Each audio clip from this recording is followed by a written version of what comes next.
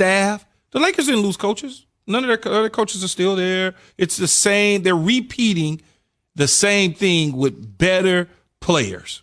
I mean, look, the reason why I said Portland gets Robert Covington, guy that can shoot the ball. You combine him with Dame and CJ. It's a really good backcourt. That's unique, right? They always had to side with Yusuf Nurkic.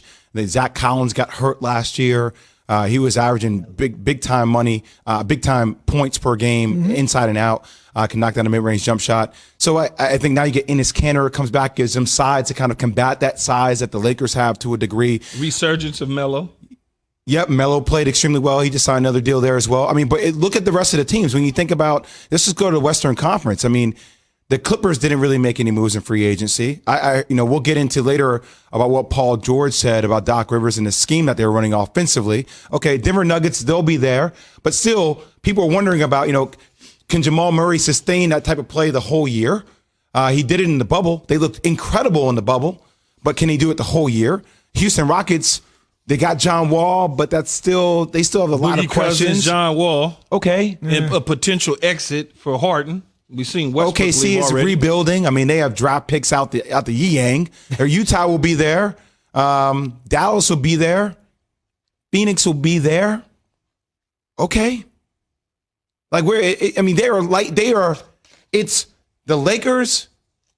Portland's kind of there because I like what they've done, and everybody else is kind of like right there beneath them.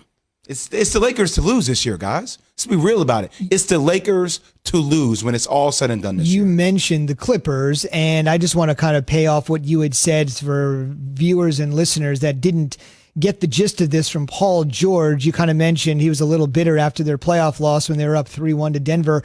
He was on the All the Smoke podcast and essentially said of Doc Rivers, now obviously we know Ty Lue is there. Jay, you mentioned this, quote, "This is all Paul George. We lost, but during that whole process, we never worked on adjustments. We never worked on what to do differently. We just literally having the same blank happen over and over again. It started to play a trick on you like, man, what's going on?" So they run it back, obviously, with Paul, with Kawhi, with the coach that I think a lot of people would have loved to have hired this offseason. I know you said they made no moves, but considering Key has always said, and you've said even just weeks ago, before the Lakers made all the moves, you still would like to see the Lakers run through somebody like the Clippers with the way that they have ascended. Where do you see LA right now within hearing these particular comments, knowing the guy that was in charge of these, the lack of adjustments, he's out? Well, I mean, we talked about that. Can you remember when we were going through this whole thing about the Clippers? And I was like, man, this feels like a coup. It feels like somebody internally just didn't want Doc Rivers to be there, right? We were wondering, look, whenever a guy like Doc Rivers is removed from a team, regardless if they didn't meet expectations, that's coming from the best players to a degree, right? I mean, Steve Ballmer can say, hey, I want to fire Doc Rivers, but at the end of the day, Steve Ballmer has to consult. Not that he has to consult. That's the wrong choice of word. He has to communicate that to Kawhi Leonard, Paul George. If those guys are your best players and they own the keys to your franchise. That's why I said, it's because of them that he's no longer there too. And Paul George is just kind of reiterating that by saying, hey, they're trying to use me like a Ray Allen. They're trying to use me like a JJ Redick, pin downs, coming off screens. His game is way more diverse than that. You can use him, back against the basket, posting up in pick and roll scenarios because he can do that all. The question is, though, losing Montrezl Harrell really hurts them. And they just didn't add anything in free agency, and I think that hurts them ultimately. Let me ask you this, Jason. Why say something now that Doc Rivers is gone? Because he is gone. Why not address it at the time that it's happening with Doc Rivers at halftime and stuff like that? Why not address it then? That's why we were talking about this before, Key, where I was like, man, I wish a guy like CP3 was on this team. Mm-hmm. Because, and I don't know this for a fact, maybe it was addressed, but Kawhi doesn't really talk a lot, right? That's never been his thing. He hasn't been as communicative. He's a quiet leader. What I've seen by Paul, what he said in this whole thing is that, hey, we were up 3-1, then we lost, it was 3-2, and we were like, all right, we'll be fine. Then it was 3-3, we're like, all right, we'll be fine, we still won one game. And it was, all of a sudden, well, we need to make some changes. Somebody in the locker room needs to be like, no, Doc, we need to make changes. Somebody needs to stand up and say that, and I think ultimately their lack of leadership and nobody to address that with Doc is ultimately what led to their demise. So when you're up 3-1 and a team runs off 3 straight victories to get you, in that entire stretch, you mean to tell me that the coaching staff, as well as Patrick Beverly, I'll just use him as an example, didn't address the lack of adjustments? Is that and I didn't play. I've never been in an NBA locker room as a player, so I don't know how that would go over.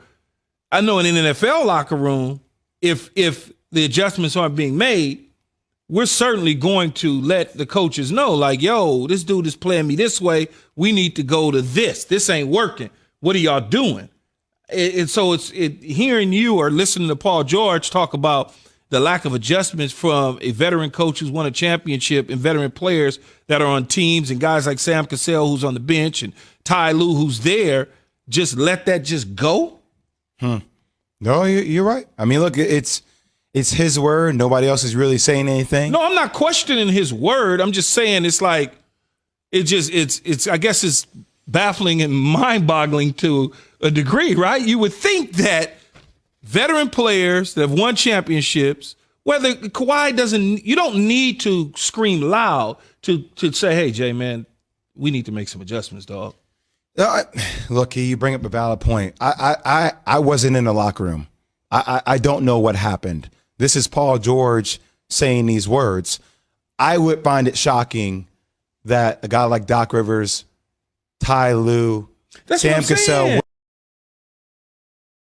wouldn't make those adjustments. Yeah, or even be able to see why we are losing these games or why the first half is going one way or the third quarter is going one way and not be able to make the adjustments. But there was a part of what Paul George said, though, that I got because we all felt this way. And if we felt this way, I'm sure internally inside their organization, they felt this way. You didn't think Denver was really going to beat the Clippers. No, I didn't. Right? Nobody thought that. You're like, all right, it's a matter of time before Kawhi turns it on. It's a matter of time before PG. Oh, Lou Will, he dropping buckets on people. Montrez, it's a matter of time. So I think that was maybe also a part of the problem, that they never thought it could actually happen. They didn't have that sense of urgency. They didn't have that dog in them as much as they thought they did. But when it gets to 3-2, it's I'm right. I mean, it should be. You would think. Yeah, it should be like like, wait a minute, man, this ain't right. You know, that's kind of in football, because you don't play a whole series. You get basically your series is your quarter. And you look up in your first or second quarter, you kicking butt. Your third quarter coming, somebody making a comeback. Now all of a sudden you go, yo, we need to change this in the fourth quarter. All I'm going to say is every time Kawhi Leonard has won a championship, he's been the guy that got finals MVP multiple times, but he hasn't been the leader of the team. Like Tim Duncan, Tony Parker, leaders of the San Antonio Spurs. That would be a good player, Tony Robinson. Leader. He's a guy I actually competed against in high school. He went to UConn and I didn't. Anyway, funny how you remember things like that. T. Robinson, respect to you. But he wasn't the guy in San Antonio, right? Like leadership-wise, that was Tony Parker, Manu Ginobili, Tim Duncan. Then you go to Toronto, like that was Kyle Lowry. Kyle Lowry is the leader of that team. Fred VanVleet, tough guy as well. He made big shots, but like communicative-wise, leadership-wise, that was him. And now you come to the Clippers, like who is that guy? Like who was the guy grabbing people in the huddle saying, nah, you ain't going to do it this way? So who's the leader now? That's always been a question. That's why I thought they needed a guy like CP3. I still don't know who the leader of the Clippers are right now. Is the voice, scratch that. Ty Lue. Scratch that.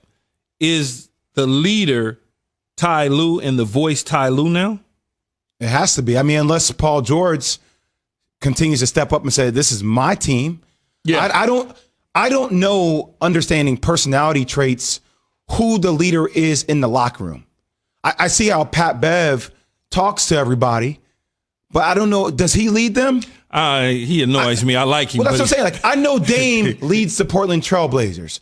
I know LeBron leads the Lakers. I know Jamal Murray and Jokic lead the Denver Nuggets.